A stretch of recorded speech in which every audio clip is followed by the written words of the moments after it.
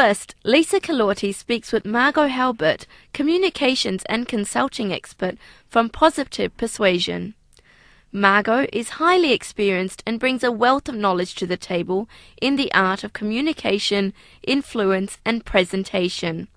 Lisa started by asking Margot what motivated her to specialise in assisting others to communicate more effectively.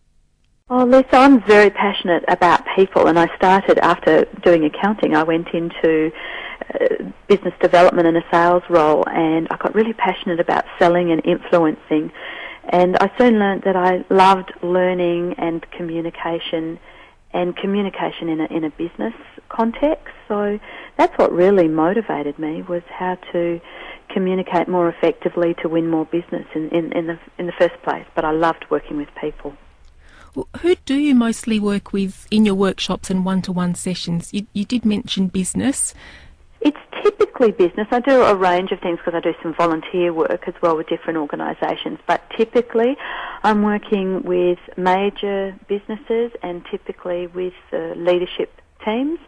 But it will vary because sometimes I might have younger graduates and professionals, those sort of people coming through.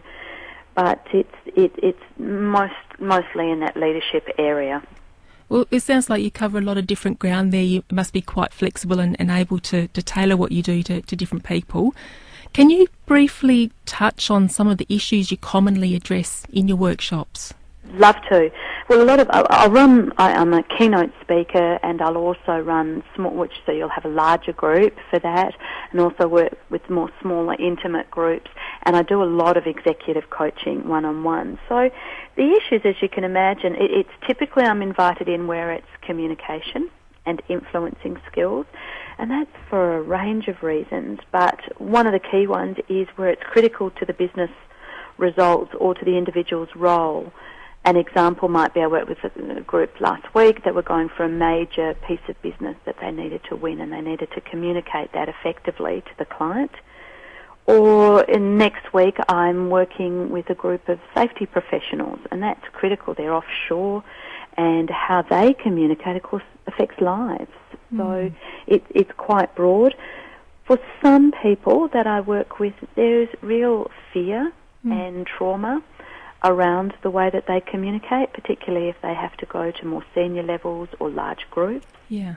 And some of the people I work with, it's when they really, and I really love this work, when they really want to shift in their performance. Somebody recently was speaking at a what they call a road show for their business, and he wanted to do it really, really well. He had an audience of about 400 or 500 every time. Wow. And just wanted to go to the next level. Yeah. And I love that sort of work, helping people continue to grow and do it even better.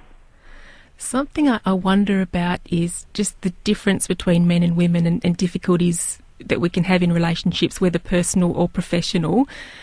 Men and women may naturally communicate in different ways. What do you see as the differing communication strengths between men and women? It's a really interesting question, Lisa. And then there's lots of people like Alan Pease that have written loads of books, and of course Men from Mars and Women from Venus. The first thing I'd like to say is I think we need to encourage diversity in any of our conversations to get the best outcomes. So when you have men, women, or different cultures, different age, all sorts of diversity, you get a far richer outcome. So if you generalise and say, where do you see men and women different? I guess in most of my work, some of the men, it's the banter and the way they have a very different style, whereas for women, they perhaps, this is very general, are not perhaps as assertive as they might be. That's one of the things, but I see more the differences in styles generically, not necessarily the gender differences. Margot, what inspires you to keep going with this type of work?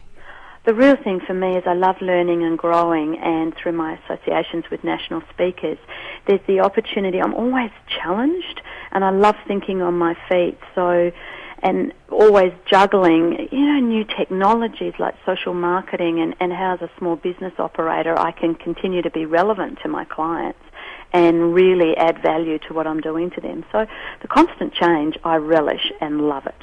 Sounds like you keep educating yourself constantly updating your skills, updating your knowledge. And you learn so much from being with your clients and other people. And that's really what it triggered. One of the things we started to talk about was an initiative through the Methodist Ladies College I've been working on called Women Who Lead. Right. And that we were inspired to provide a forum for women to develop and be inspired in the way they lead in our community in any way. We just need more women leaders. And we've been running this program for about 18 months. Very low cost of a movie ticket, and bringing different women in all sorts of roles as role models to teach and inspire other women of how they might step up and step out in the way that they lead. And we're really making a difference there. That was Lisa Colorti speaking with Margot Halbert, communications and consulting expert from Positive Persuasion.